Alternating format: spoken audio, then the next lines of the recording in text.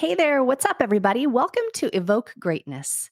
This podcast was created for those of you who, like me, are driven by their curious nature and fascination with the champion mindset. If you have an insatiable hunger for growth and knowledge, or maybe you're just curious on how some of the most successful people have navigated their journey, we share the ups and the downs, the highs and the lows, and all the lessons learned along the way. It doesn't matter what chapter you are on in your story. Maybe you're just getting started, or heck, maybe you're halfway through. What I know is where intention goes, energy flows. It's my most sincere hope that you will hear something in one or maybe many of these episodes that resonates with you and reminds you that you are not in this alone. As we venture into year 2, I hope that you find a sense of connection and community when you're here, because we all deserve a place where we belong. My name is Sunny, and I am so glad you're here. If you're new, there's a few things you want to know about me. I am a huge book nerd and a wee bit of a control enthusiast with an obsession for motivational coffee cups. I believe that a rising tide raises all ships, and I invite you along in this journey to evoke greatness.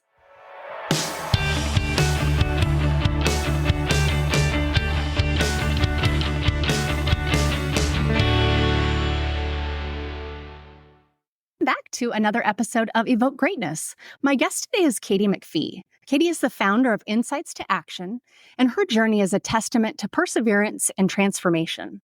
After an 18-year corporate career that saw her rise from frustration to the heights of executive leadership, Katy now dedicates herself to a powerful mission: closing the gender gap in senior leadership. With firsthand experience as a director, VP, and EVP, Katy understands the unique challenges women face in climbing the corporate ladder. She's not just a success story, she's becoming the mentor and community builder she wished she had during her own struggles. Today, Katy helps aspiring executives break into senior roles and guides established women leaders to thrive without burning out. Her passion for creating supportive communities of like-minded women is changing the landscape of leadership. So get ready for an inspiring conversation that will challenge your perspectives on career growth, the power of community, and the impact of women in leadership. Katy, welcome to the show. Thank you so much, Sunny. I'm so glad to be here. What a kind intro. Well, all true, all true. I love just right off the bat to dive into a little bit about you, right? You're kind of 2.0, 3.0 version of yourself today. But what did that journey look like to getting you from 1.0 to where you are? Yeah. I never thought I would be doing what I'm doing today, truthfully. My path was corporate. I knew from my very first job, I wanted to be a VP one day. So I was like, dead set on making that happen and sort of laser focused on my career growth. And, as things unfolded, I've spoken pretty openly about my struggles getting to senior leadership. I knew I wanted it, from the very beginning of my career, but I hit some plateaus. So first as a manager, then as a director. And I really struggled to figure out what I needed to do to get to that next level in my career.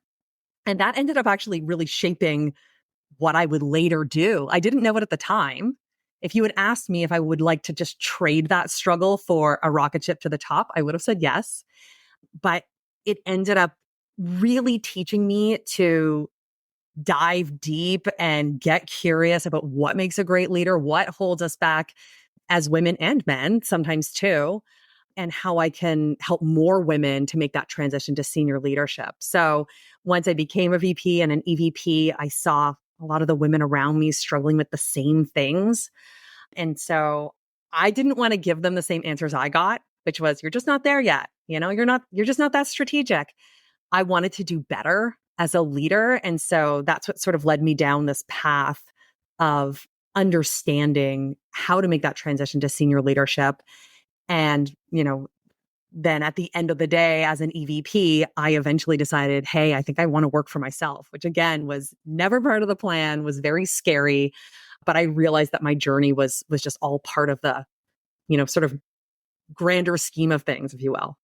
Yeah, I love that. And the parallels, I think, just as you say them, I'm like resonating back. I can go back and I can see the challenges and the struggles coming through. I can see the desire to want to rocket ship up. If someone would have said, bypass all these mistakes, bypass all the steps, just launch right up, I would have grabbed a hold of it. But it is the most the most powerful growth and sense of evolvement and evolution comes in embracing those lessons that we learned along the way. So I'm curious for you, was there a light bulb moment somewhere along the way? Sometimes I think that is really hard lessons that Mhm. feel in the moment like they are painstaking, but on the other side of them, growth up the mountain that you could have never even like specifically asked for. Yeah. I mean, there was a number of light bulb moments. I have to say that, going from struggling as a director, say, to thriving as a VP, there was not one lesson. There wasn't one thing that I light bulb moment, I figured it out, and then suddenly I was a great leader. It was actually a number of incremental changes over time in terms of the way I was presenting myself, in terms of what I was prioritizing.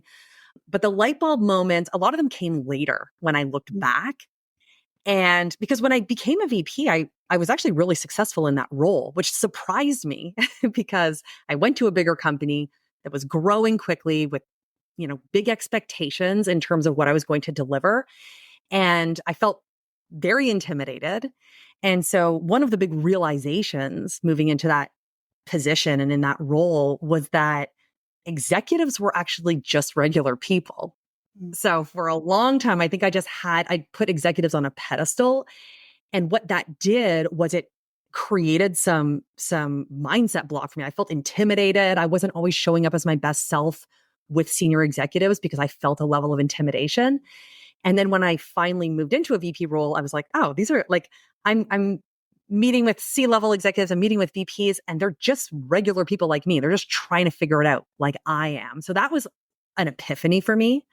But when I looked back, honestly, with discernment over, the way I was showing up as a director, I was able to see more clearly the things that I wasn't doing, the things that, at the time I felt like I was ready and I wasn't sure. I was like, why is this guy not promoting me? Like, I'm doing all the things, I'm running the function. And part of my, aha moment was that oftentimes we can be working super hard, doing everything we think we should be doing. And we can have blind spots in terms of how we're presenting ourselves and how we're showing up. So now that's what I try to do is help people to find those blind spots because it took me a long time to do that. And I think that we can often do it faster with a little bit of help. But, like I said, in that moment, I found it really hard to identify those. I didn't have a lot of people around me to help me identify them. And so I was kind of figuring it out on my own. And so, when I looked back over time, I was able to see. And so one of the lessons in that was just the power of reflection and the power of, reflecting back on how did I show up in that meeting or how did I show up in that situation? And did I really show up as the leader I want to be? If I'm honest with myself, not judging, right? We don't have to beat ourselves up, but just Right. honest discernment. We can learn a lot that way. Yeah. You mentioned feeling like you were the only one struggling at times.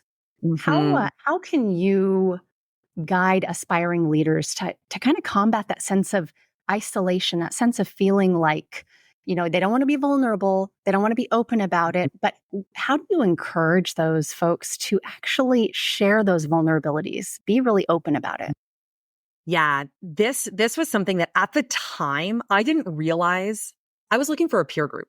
I was looking for a group of people who I could share with in a vulnerable way, and that didn't exist for me. Oftentimes that's not available to us until like we're a CEO, right? Like you see like CEO peer groups all the time.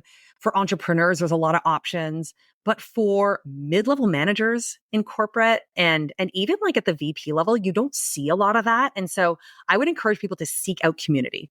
Seek out people who are kind of in the same boat as them where you can share things in a safe space. Because it's true. You don't necessarily want to share these concerns with your boss because you're still trying to impress them. You don't want to share this with your reports because that's not really appropriate or fair.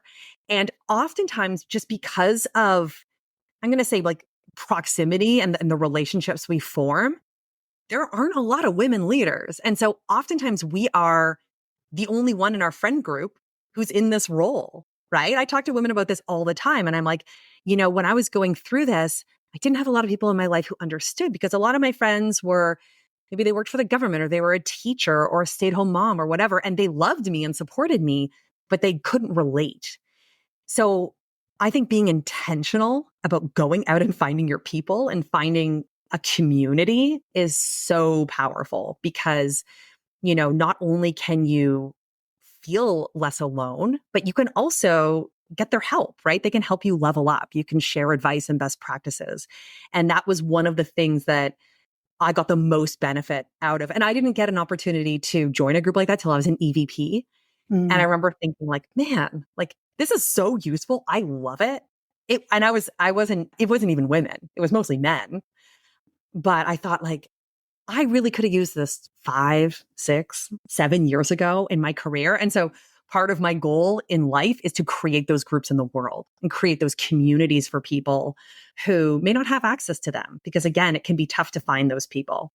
But if you don't want to like join like a formal thing, oftentimes you can use LinkedIn. You can, find events in your community, right? You can join associations depending on the function that you're involved in, whether that's HR or sales or marketing or whatever. So there are things you can do, either both organized and paid or just free groups that you can sort of create yourself. Yeah. And I know LinkedIn is a big one for so Hmm. many, and it doesn't have to be necessarily anything formal.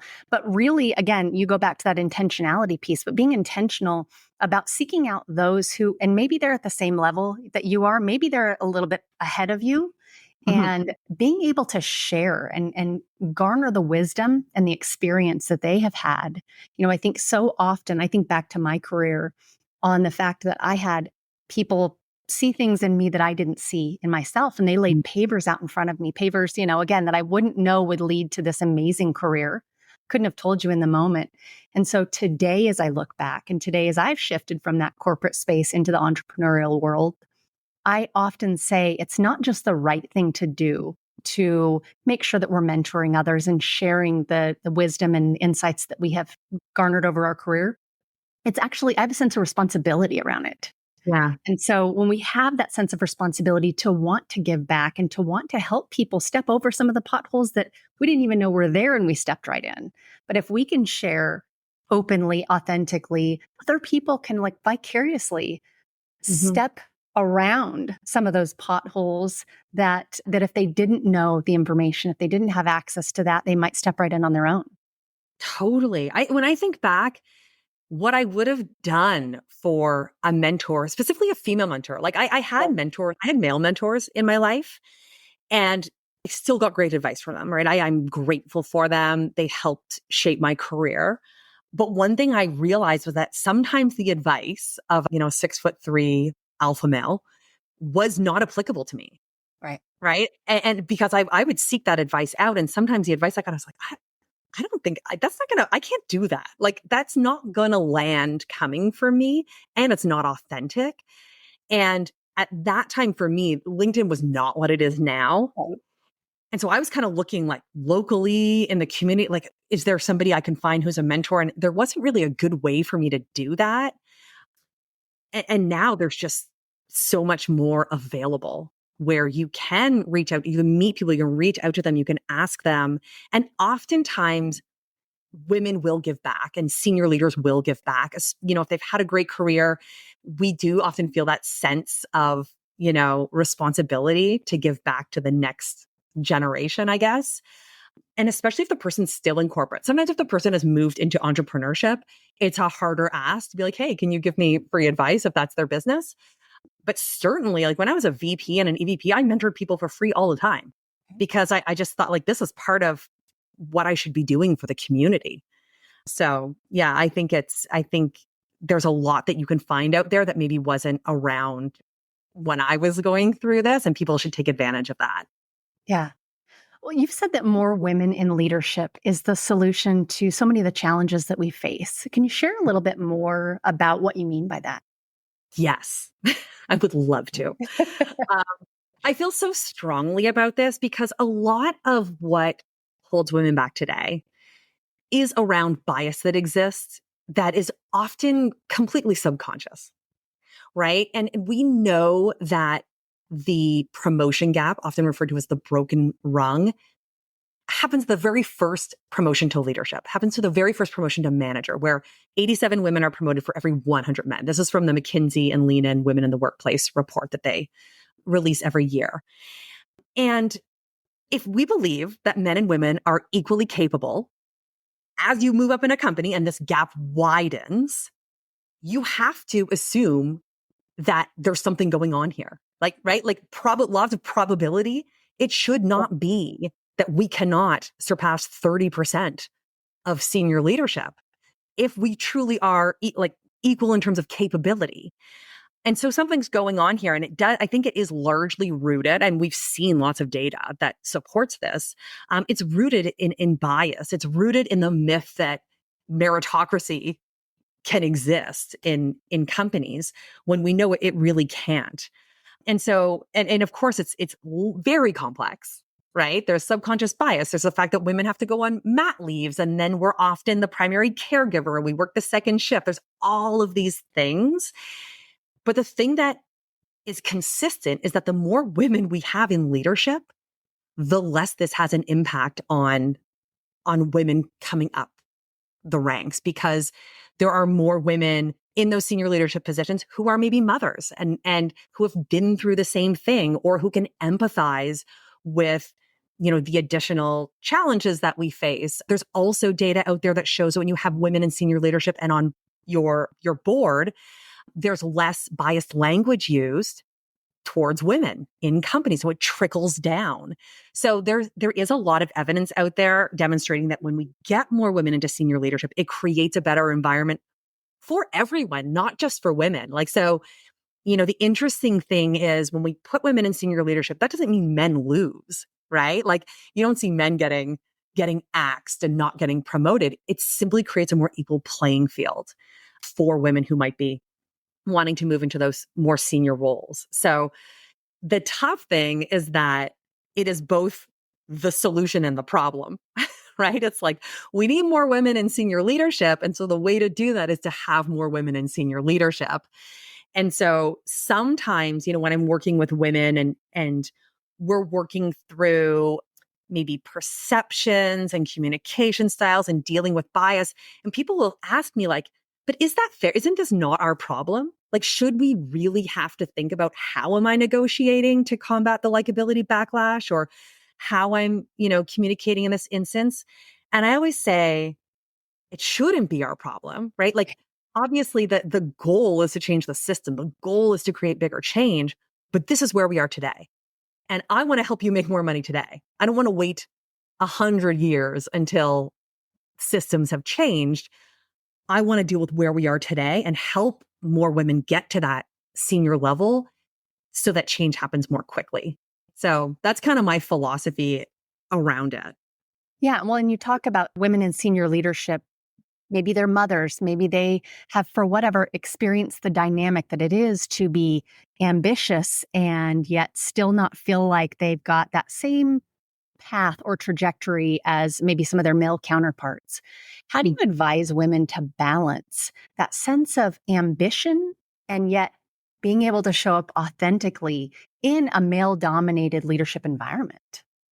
Yeah, that's such a great question. I mean, I think that at the end of the day, and I always say this whether it's like on LinkedIn or in a conversation or whatever, when you're getting advice or when you're maybe learning more about leadership or whatever, the filter you always have to put it through is this authentic to me? Mm. Right? Because at the end of the day, if you're showing up as a different person, you're not going to be happy in your life. And so I believe all of us, men, women, doesn't matter, because I think men have their own struggles in terms of bringing their authentic selves to work and to the world. And it's just a different struggle, but equally important. We need to ask ourselves, like, am I being authentic, and is this me? And I think as women, we need to recognize that, like, we have a lot of superpowers and they're not always the same as our male counterparts. Like, there's some things that we're better at. I'll give you a great example. I was having a conversation on a coaching call yesterday where we were talking about, when you come into a new company, maybe you inherit a big team and changes have to be made and how to navigate that. We were talking about the idea of starting with why and sharing with your team, like, the why behind these big changes or these process changes or whatever the thing is. And through the conversation, we kind of discovered that a lot of the men we know, a lot of the men I know who do this are very intentional about doing it. Meaning they say to themselves, I am going to provide the why so that people will buy in. The women I know just naturally do it. They just always provide the why. And we were thinking about why that was. And I thought, I my belief, my hypothesis is that part of it is when we are growing up, we are conditioned to feel as though we can't just order people around. We can't just say, hey, do this. We always need a reason. Hey, could you do this because it's going to help with this? Right. So part of it in a way is our maybe negative conditioning, but working towards us. Because then when we become leaders, that's actually a great leadership trait and skill to start with why and to get buy-in from your team. And so I'm going to bring it back to the question because I think that we have so much to offer and we can get lost in trying to show up as someone else, trying to show up as the leaders we see represented. And so I'm a believer in just, unapologetically owning our ambition and doing it authentically and being aware of the environment that we're in and sometimes acknowledging that even by saying, hey, I know the way we typically do this around here is this. This is why I'm going to do it this way. Right. And really leaning into that because your results are going to speak for themselves. Yeah. But I'm curious when you think about what it takes for a woman to be able to succeed in an executive role, I think there's a lot of misconceptions. What is something that you think is an unpopular opinion around this? Like what are some of those misconceptions that get thrown around that we can kind of pop the bubble on? Yeah, I mean, I think one thing that comes through a lot in terms of what's required to be an executive is like you need to be a hard ass. And that often goes against many women's nature. I know for me, I got this advice all the time. You need to be harder on your team. You're too nice to your team. And that didn't feel authentic to me, right? Like I was like, well, yeah, I'm nice to I love my team, right? Like I've hired them. I want to support them. And I think one thing we have to recognize is you can do the hard thing. You can share a hard truth with someone or say the hard thing or make the hard decision and still be kind. And that's something that I see the men that I know struggle with more than women. With women, we tend to sometimes err on too nice. Men tend to err maybe on too direct. And that the perfect balance is right in the middle. And so I think that, you talk about the common misperceptions. I think we've sometimes created our perceptions around what leadership should look like based on who has traditionally sat in those seats. So who has traditionally been the leaders that we've looked at? White men, older white men, right? That's generally what we've seen.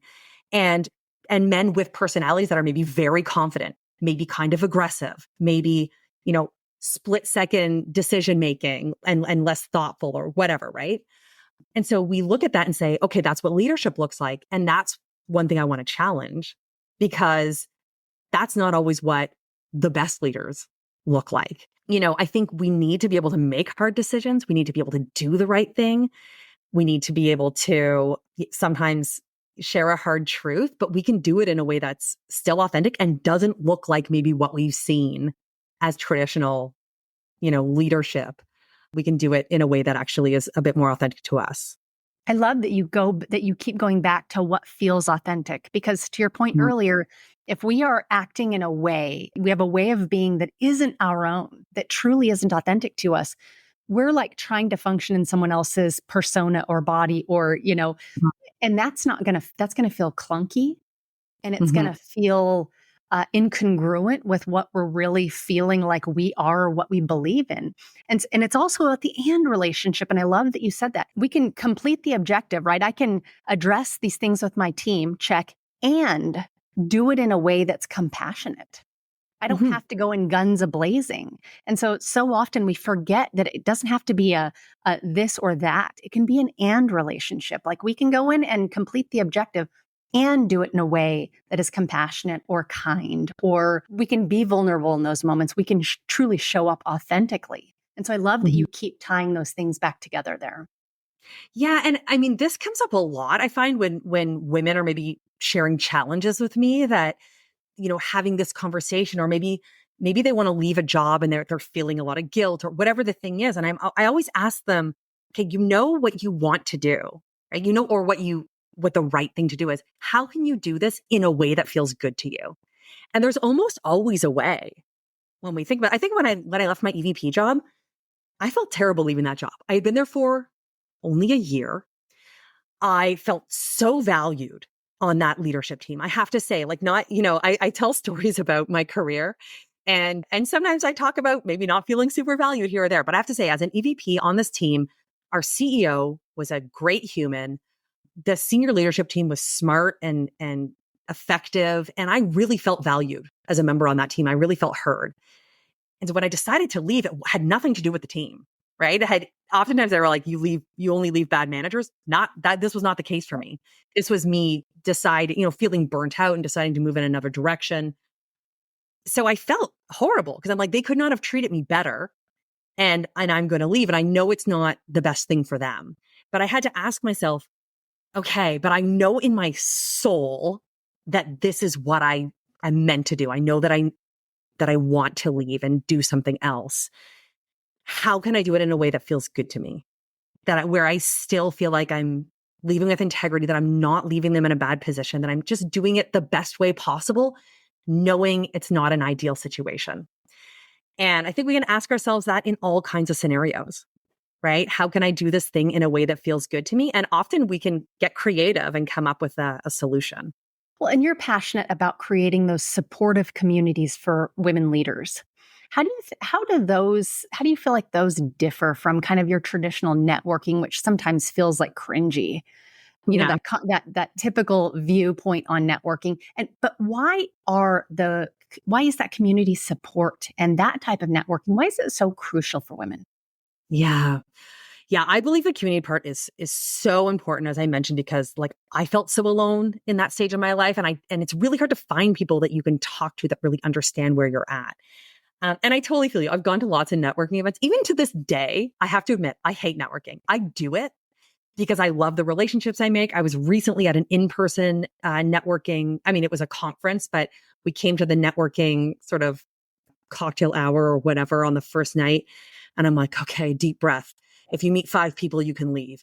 And I ended up meeting great people. I ended up going for dinner with a group of amazing women. Like, in the end, it was such a great experience. But all of us, like, if you're out there being like, I'm the only one that hates networking, you are not. Okay. Almost everyone hates it. And it can just feel artificial, right? It can Yeah. feel artificial. It's often small talk. So what do you do? What do you do? The difference in the communities that I create is we kind of cut the small talk. I mean, at the beginning, everyone introduces themselves, but we get right into the stuff, right? And I used to be the chair of a nonprofit called Women Powering Technology. And one of the big things I did there, because there was a lot of women coming to these events, but they would stick with their friend and they wouldn't actually interact with the other women. And so we created more structured networking where we would provide a topic and say, I want you guys to talk about this for 10 minutes. Like sit down at a group, 6 people per table, and talk about this for 10 minutes, and then we're going to switch. And what I noticed was that was the change that needed to happen in order for people to have real conversation. Then they didn't want to switch tables. They wanted to keep talking to these people, and you see them exchanging numbers or LinkedIn or whatever. And so I took that with me when I was creating my community where, it's really a combination. There is some structured curriculum because, as I mentioned, I really want to help people find their blind spots. And so that's a big part of it. But with respect to the networking piece of the group discussion, it is structured. It's like, okay, here's the topic. We're going to break you into groups of 3 or 4. And I want you to go around and talk about this. How has this impacted you, right? What happened in this kind of situation for you? And so very quickly they get into real stuff. And I think that is one of the key components to creating better relationships and getting more out of the networking conversations. I love that. And there's so much value there. And the difference is actually, I think so often the networking piece is the fear. There's a Yeah. fear around it, right? Am I going to be rejected? Am I it's just, again, like cringe comes to mind. But that is about like how we're going to be perceived, right? When we go at it with an attitude or intention around like being in service of others, right? And how can I lift others up because a rising, tide lifts all boats up. that's where it changes. And you're actually more invested in how can I develop relationships and that aren't just going to be here for this 5 minutes, but like, how can we support each other? I think that really changes the perspective on it altogether. Yeah, for sure. And that goes for so many things, like whether it's public speaking or posting online or anything. Like once we change that frame from, oh my gosh, what's everyone going to think of me, to how can I help someone else, becomes a lot easier. Right. Right. Absolutely. Well, for women who feel like they are stuck in their careers right now, maybe they're at a level and it's like, I seek that next level, but I feel stuck. I don't know how to get there. What are some actionable steps that they can take towards moving in the direction of those leadership goals? Yeah. So, I mean, there's a few things they can do. One thing I always recommend if you're feeling stuck in your career is to create some kind of reflection practice.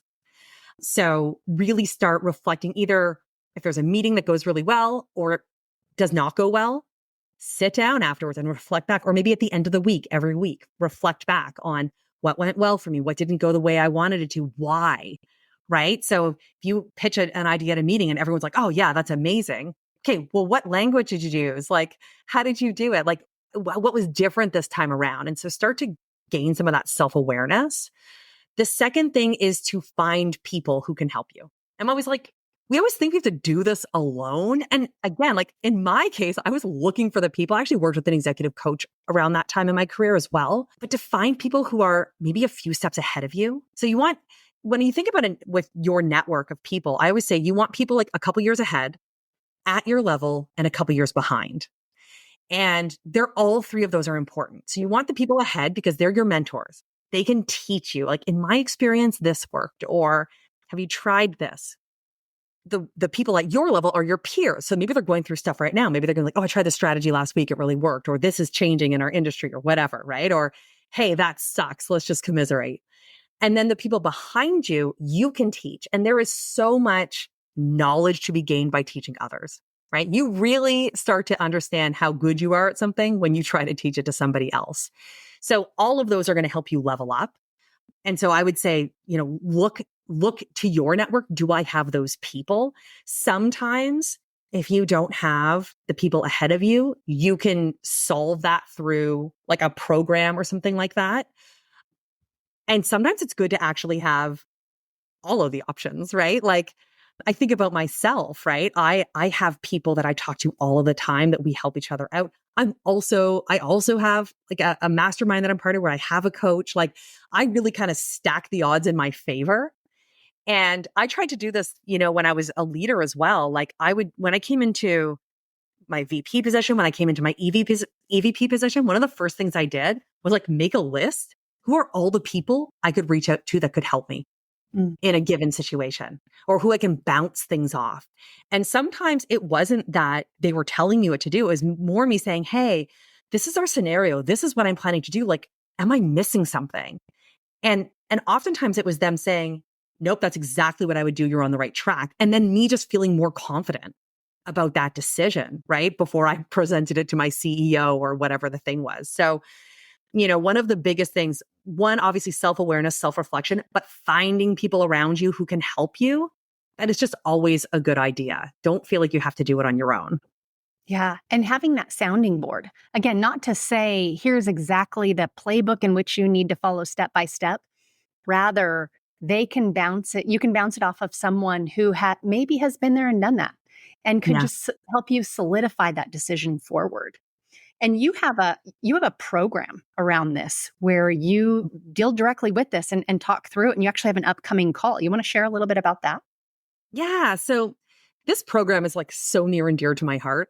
It is the sort of the signature offer that I offer through my company.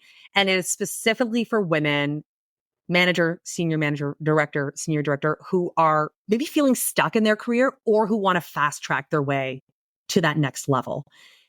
And it's largely based on my own experience and all of the women I saw around me and all of the women that I coached when I started my business, right? So what I do through that program is I really help you get what I call VP ready, right? So I say I help you gain the confidence, composure, credibility you need to get to that next level.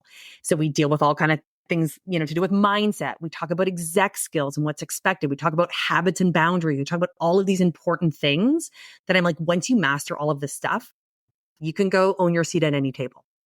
Right. So that's the goal of the program. The goal as well is to create that community. So that's why it's in very intentionally a group that has breakouts and, where you gain this larger community. So I do it live and I launch it a couple times a year. So the next one's coming up in September, and I'm doing an info call on Wednesday, July, I believe it's the 24th, Wednesday, July 24th at noon Eastern, where anyone can come and they can just learn a little bit about it and be like, does this feel like the right fit for me? And the great thing about it, so I created this and I've iterated it. I created it and I've made it better and better every time. And I feel so good about, what I offer now to women. A lot of the women I've worked with have been able to progress to those next levels in their career. And I was thinking this yesterday. I was messaging a woman who works with me and I said, like, if you notice in the last 2 weeks, 3 women in the community have announced that they've either stepped into new VP or C roles. And then 2 more are interviewing for C-level roles. I'm like, this is amazing. So that's the goal with the program. Like I said, it's for women anywhere from manager all the way up to senior director. And I'll share the Zoom link with you. And if people want to attend, I definitely recommend just come check it out and learn a little bit more and see, is this for me? Is it not?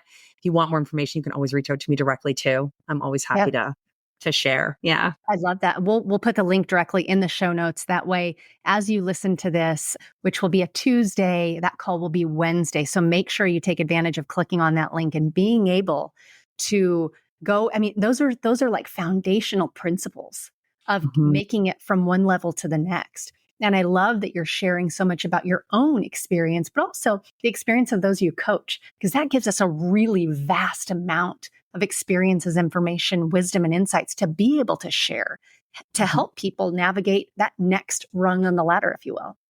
Totally. And I want to say, the reason that I focus on, it's either manager, director, or director to VP, where I find people get stuck. Sometimes both, like me. But depending on the level of company you're in, that's often where you see a shift in the expectations, where maybe, getting promoted to the first level of leadership or to your first manager level, you were able to achieve that by being a really strong executor, getting stuff done, working really hard. And as you continue to execute the same playbook, suddenly it's not working anymore. So the goal of the program is, to help you figure out, okay, what do I need to start doing differently in order to really transition to that next level and thrive there, right? We don't want to just get you there. We want to help you really thrive in that role. So I think that's, why to me that specific transition is so important. And speaking of hindsight and really taking time to reflect, if you could look forward and if your future self could whisper one piece of advice into your ear right now, knowing everything you know about your journey thus far, what would that be? Ooh. So not me to my past self, my future self to me now. Right. Oh, goodness. You know what? I think it's follow your intuition, right? It's so interesting because, again, a lot of my career, I had this idea of an external goal that I felt I had to pursue and achieve. And then once I became a VP, I was like, now what? Well, so maybe I'll just do the next thing, right? And I was recruited by a recruiter contacted me about my EVP role. And I was like, okay, well, this is higher and I get more money. So that's what I should do next. And I wasn't really tapping into my intuition of what do I think I'm meant to do in this world?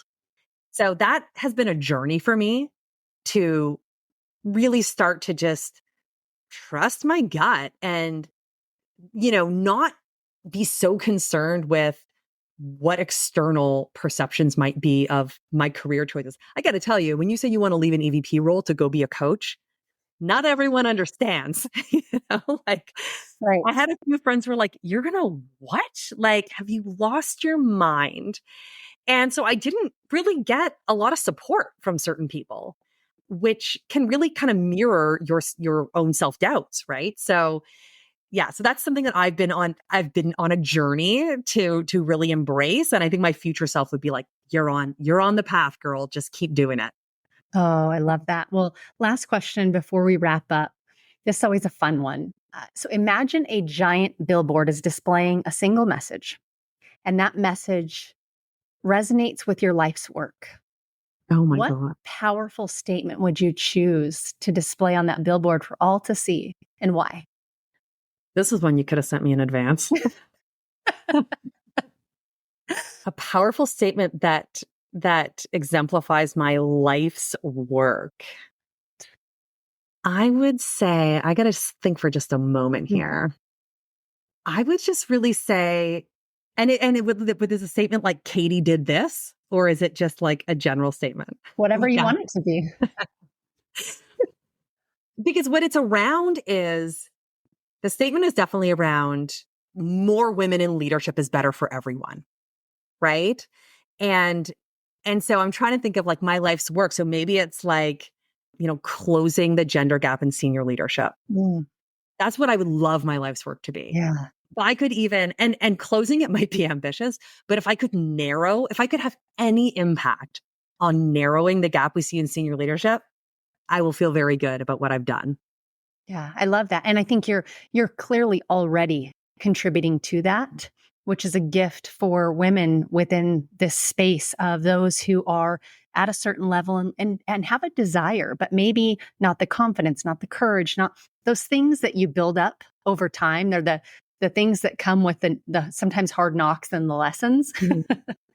But I think strong, powerful women such as yourself who are sharing and who are coaching and who are guiding people, you are contributing to it. So I think that that message on that billboard would resonate wonderfully.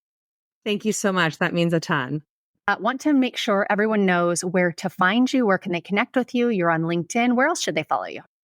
Yeah, so I'm on LinkedIn. I post every day there. I also post on Instagram, and that content's just a little bit different, like more videos and that kind of thing. I have a free newsletter as well that I send out every single week where I deep dive on a topic. So if you want a little more of my content, that's a great resource that I would highly recommend. Yeah, so those would be the main ways. And like I said, if the program I mentioned sounds interesting to you, I would say either reach out to me directly. I'm always A-okay with that, or come to that call and see what you think. And we can kind of go from there and see if I can help you get to that next step. Excellent. Well, Katy, I want to acknowledge you for just the work you've done in your career personally, right? As you have climbed ambitiously the ladder over the years, but then I think also courageously to step into a space that, as you've said, not everybody understood or maybe supported. Like sometimes it can be a head scratcher, but it was because you followed your intuition and you were courageous enough to do so in service of others. And so I definitely want to acknowledge that and thank you for all you continue to do and for making the time to be able to come on. Thank you so much. And thank you again for inviting me. This has been so fun. Thank you so much for listening and for being here on this journey with me. I hope you'll stick around. If you liked this episode, it would mean the world for me if you would rate and review the podcast or share it with someone you know may need to hear this message. I love to hear from you all and want you to know that you can leave me a voicemail directly. If you go to my website, evokegreatness.com, and go to the Contact Me tab, you'll just hit the big old orange button and record your message. I love the feedback and comments that I've been getting, so please keep them coming. I'll leave you with the wise words of author Robin Sharma. Greatness comes by doing a few small and smart things each and every day. It comes from taking little steps consistently. It comes from making a few small chips against everything in your professional and personal life that is ordinary, so that a day eventually arrives when all that's left is the extraordinary.